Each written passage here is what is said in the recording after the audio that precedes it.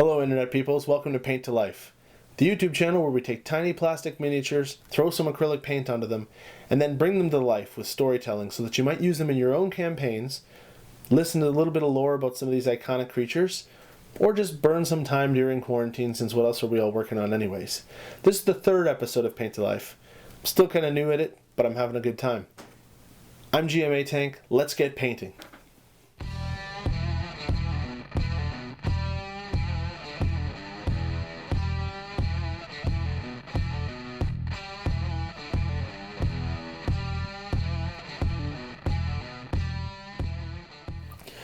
Alright, let's get started. I mentioned in the first episode of Paint to Life when we painted Ralakor the Beholder that he was one of the most iconic monsters in Dungeons & Dragons, and that's true. But I think today's episode we're going to be painting probably slightly more iconic monster, seeing as, well, it is a dragon. A green dragon to be exact. And the name Dungeons & Dragons does kind of have that as a namesake. There are 5 kinds of chromatic dragons in Dungeons & Dragons. There are reds, blues, greens, whites and blacks. Phrasing. Anyways, of the 5 types of dragons, the greens are the most cunning and treacherous. They use misdirection and trickery to get the upper hand against their enemies. You can recognize them by their curved jawline, almost crocodilian, and the crest that begins near their eyes and continues down its spine. Now in combat, being as wise and cunning as they are, greens typically like to have their slaves and minions fight for them. But if you are to encounter one, get ready for a bad time with its corrosive, poisonous, chlorine-like breath that it can breathe. So, all in all, pretty fearsome. I think they rank 3rd on the rankings of the power levels of the chromatic dragons with red, blue, green, black, and white. Our green dragon, the one we're going to paint today, or the one that started up here, his name is Mobius. Mobius the Unbound. Now, Mobius' story starts in the Silver Marches. It's an area in the north of Faerun. Silverwood Forest is dark and tangled with thickets and steep, dangerous ground. Inside said forest is a human settlement called Woodell. Now these are some of the earliest memories of Renfield Strong. He's a 10-year-old boy who lives in the community of Woodell with his family. It's a very uneventful life. Not much happens there. He watches firsthand as a community of about 100 people lives with very few comings and goings and certainly not much traffic from the outside world. It was a very lonely existence in the fog of the forest. His memories are a little hazy. He has a hard time remembering what was actual reality and what was dreams and nightmares that he's had since. What he does remember was a 10-foot-high wall of thickets erupting from the ground and completely surrounding his village. They parted like water to let the dragon come through and sealed up behind it. The villagers rose up to defend against this beast, but they had no chance. Renfield remembers the strongest of them being scooped up by Mobius and held, but the rest of them were destroyed, completely annihilated, men, women, children, except for this one, the strongest, and Renfield himself. Mobius stood in front of the boy and said, "I imagine that one day you would come to find me and seek your revenge. When that day comes, seek me out in Pinewind in the Glimmerwood. Until that day, may your dreams be forever tormented by what you've seen here today. Do not come unprepared." And poor Renfield fled for his life as the thickets opened and opened and opened, and for miles directed him until it spat him out of the Silverwood, onto a road where a caravan just happened to be passing by and picked up the terrified boy. Now Renfield grew up. He trained really hard. His story of Mobius attracted very powerful people in the region who knew of the dragon and also wanted to see it destroyed. And Renfield had allies now. So people had decided to help Renfield, and they supplied him with training and money and the things that he needed in order to fight. 25 years passed, and Renfield had amassed a certain amount of wealth from all of his patrons and was using that wealth to launch a campaign, and he was going to Pinewind to seek out Mobius. So Renfield departs Silvery Moon with a contingent of 50 men. They're heading north to the Glimmerwood, unsure of what they're going to find there. His men are men of arms, men with magic, men with holy magic, and he is very confident in his abilities. As they enter the Glimmerwood and head towards this reclusive logging community of Pinewind, Renfield can't get the smell out of his mind. He has this, there's a familiar smell hanging in the air, but he can't put his finger on what it's from. Through seemingly maze-like roads, they arrive. Now when the company arrives, the villagers either hide, or the ones that remain greet them coldly, or outright rude. They ask about Mobius, but dubiously no one has anything to tell them. The local leader of the community, his name is Chester, he comes down from his house and welcomes the men. He offers them an old barn to use as a command post and a barracks, and suggests that Renfield, their leader, stay with him in his house and his family, which Renfield gladly accepts. Now, the first night in the barn for the soldiers, they're a little uneasy, but they quickly get comfortable and have a good night's sleep. Now, in Chester's house, Captain Renfield and he are having a discussion about what they're there for, all about Mobius. He tells him stories about the dragon's history and the terrible things he's done. But he's surprised to hear that no one in the town has encountered a green dragon or even seen any signs of it. And Chester says that his entire journey here might be a waste. During the night, though, Renfield is awoken by a shake on his shoulder. When he opens his eyes, he sees a woman, a young 20-something, with a candle, looks terrified, and she whispers to him, "You're not safe here, you must leave immediately." And before he can even gain his composure and say anything, she flees from his room. Now, the next morning, Renfield searches for this woman amongst the townspeople. He's looking at the women's faces. He asks Chester. No one really knows who he's talking about, and he doesn't really have a good description of her because it was dark and it was just by candlelight that he saw her face. So Renfield and his crew equip themselves and prepare for their first foray into the forest. Now, green dragons are notoriously hard to track. In fact, it's impossible. They don't leave any trace of their whereabouts unless they want to be found. Renfield has the arcane magic on his side with one of his spellcasters, so they're using arcane magic divination spells to try and locate Mobius. And they make their way through the forest. Unfortunately, they don't come up with any clues, although they do kill a dire bear and a praeton and bring the trophies back to the town. That night, the town begins to warm up to Renfield and his company.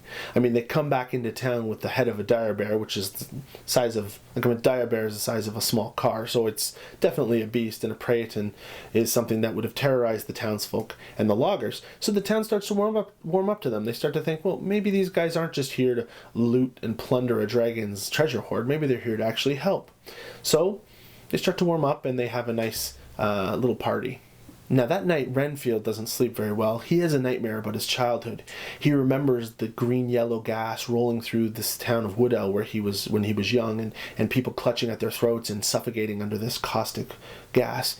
And he has this realization that that is the smell he's been smelling in these forests.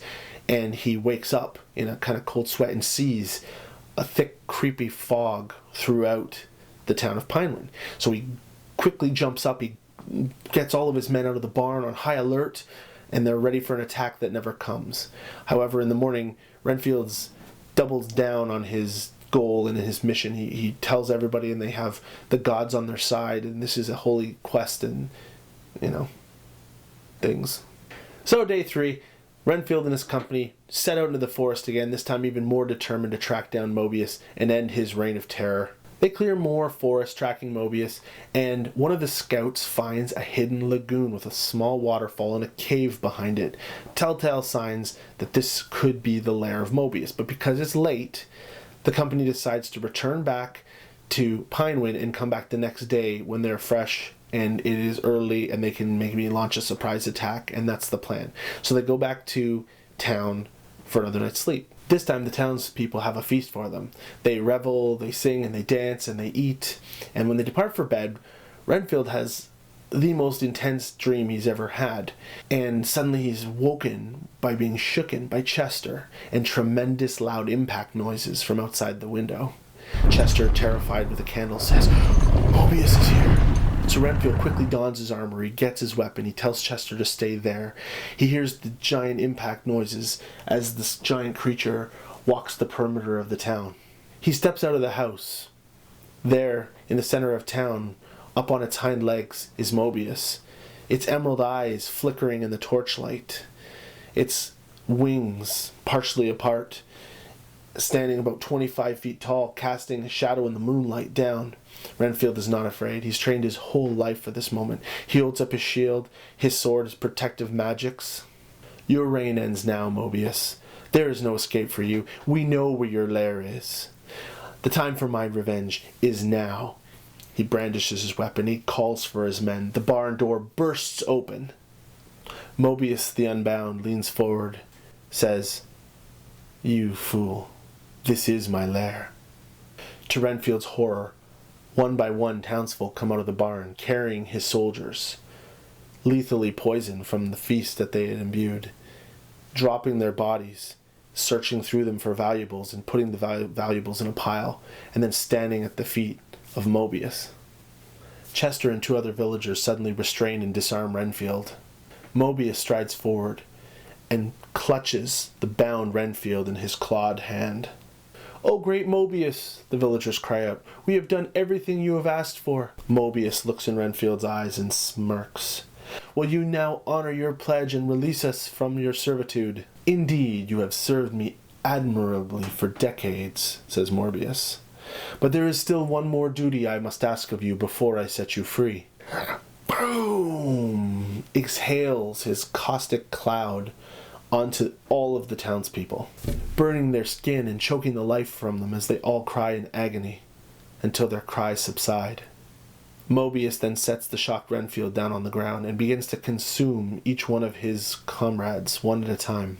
The noise of a small child draws the attention of both man and beast as they look over to a small boy, perhaps 7, crawling out from the corpse of his father and mother who had shielded him from the gas. Mobius snakes his long reptilian neck towards the boy until he is but feet from his face and says, "I imagine one day you would seek your revenge upon me, boy."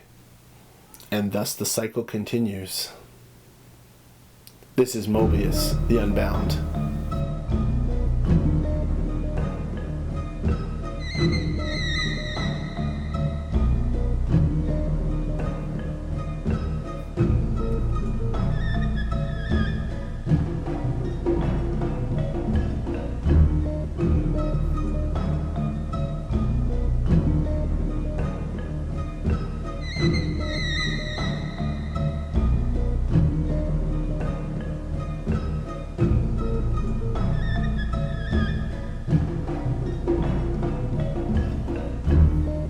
So that's it for the third episode of Paint to Life. I hope you enjoyed it. I hope you liked the story of Mobius the Green Dragon. I appreciate you checking out the channel. If you like the story, like and subscribe so you can get notified when I post new ones. I post them on Saturday nights, and I have full intention to continue making them because they're fun to do. Hopefully you can get one of these dragons, the Nolzur's Marvelous Miniatures, and try painting it yourself. It's a really fun paint. And if your local hobby shop is closed right now, they might offer you delivery options. I know the Toy Trove in St. Catharines is currently. You can place orders with their online store and they'll actually deliver them to your house. So it's a great way to start up a new hobby, especially if you're bogged down right now and have nothing to do. Get some essentials, get a kit, get started, and it'll be a great experience for you. Kill some time, have some fun. In the description below, I've put the link to the actual painting with some commentary if you want to follow along and hear about some of the things that I did to paint this dragon. I hope you were able to paint along, or if you painted one yourself. And I'd love to hear if you ended up using him in one of your own games, because that's kind of the whole deal of the channel. Here he is right here. I'm going to put him on the back. I'm Atank. Thank you, everyone. We'll see you next time. Stay safe. Wash your hands.